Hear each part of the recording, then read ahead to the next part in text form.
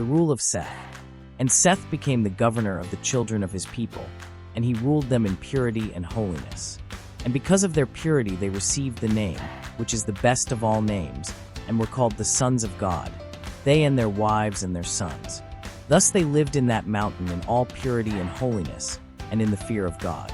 And they went up on the skirts of the mountain of paradise, and they became praisers and glorifiers of God in the place of that host of devils who fell from heaven. There they dwelt in peace and happiness. There was nothing about which they needed to feel anxiety. They had nothing to weary or trouble them, and they had nothing to do except to praise and glorify God with the angels. For they heard continually the voices of the angels who were singing praises in paradise, which was situated at no great height above them in fact, only about 30 spans according to the measure of the Spirit. They suffered neither toil nor fatigue. They had neither seed time nor harvest, but they fed themselves with the delectable fruits of glorious trees of all kinds, and they enjoyed the sweet scent and perfume of the breezes which were wafted forth to them from paradise. Thus lived those holy men, who were indeed holy, and their wives were pure, and their sons were virtuous, and their daughters were chaste and undefiled. In them there was no rebellious thought, no envy, no anger, no enmity. In their wives and daughters there was no impure longing, and neither lasciviousness, nor cursing, nor lying was heard among them. The only oath which they used in swearing was, by the blood of Abel. And they, and their wives, and their children used to rise up early in the morning, and go up to the top of that holy mountain, and worship there before God. And they were blessed by the body of Adam their father, and they lifted up their eyes to paradise, and praised God. And thus they did all the days of their life. And when Seth had lived 913 years, he became sick unto death. And Anosh his son, and Canaan, and Malalel, and Yared Jared, and Henoch Enoch, and their wives and their sons, gathered together and came unto him, and they were blessed by him. And he prayed over them, and commanded them, and made them to take an oath, and said unto them, I will make you to take an oath, and to swear by the holy blood of Abel, that none of you will go down from this holy mountain to the children of Cain, the murderer. For ye know well the enmity which hath existed between us and Cain from the day whereon he slew Abel. And Seth blessed Anosh his son, and gave him commands concerning the body of Adam, and he made him ruler over the children of his people. And Seth ruled them in purity and in holiness, and he ministered diligently before the body of Adam.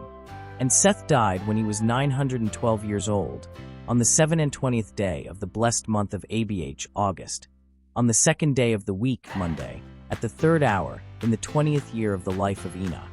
And Anosh, Seth's firstborn son, embalmed his body and buried him in the cave of treasures with his father Adam, and they made a mourning for him 40 days. The rule of Anosh. And Anosh rose up to minister before God in the cave of treasures. And he became the governor of the children of his people, and he kept all the commandments which his father Seth had commanded him, and he urged them to be constant in prayer. And in the days of Anosh, in his 820th year, Lamech, the blind man, killed Cain, the murderer, in the forest of Nod. Now this killing took place in the following manner.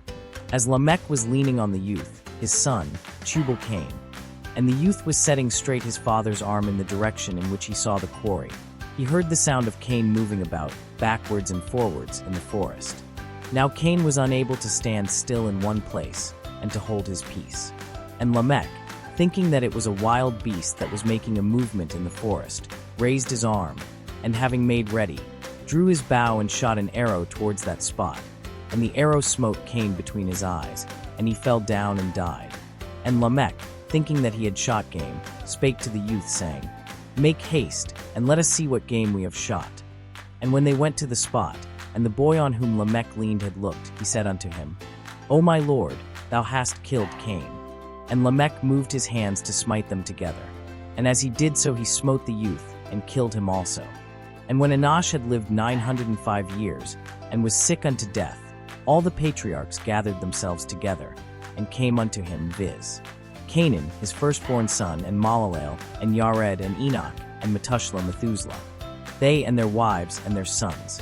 And they were blessed by him, and he prayed over them and commanded them, and spake unto them, saying, I will make you to swear by the holy blood of Abel, that not one of you shall go down from this mountain to the plain, nor into the encampment of the children of Cain, the murderer, and ye shall not mingle yourselves among them. Take ye good heed unto this matter, for ye well know what enmity hath existed between us and them from the day whereon Cain slew Abel. And he blessed Canaan, his son, and commanded him concerning the body of Adam, that he should minister before it all the days of his life, and that he should rule over the children of his people in purity and holiness. And Anosh died at the age of 905 years, on the 3rd day of the month of the 1st Teshrin, October, on the day of the Sabbath, in the 53rd year of the life of Methuselah.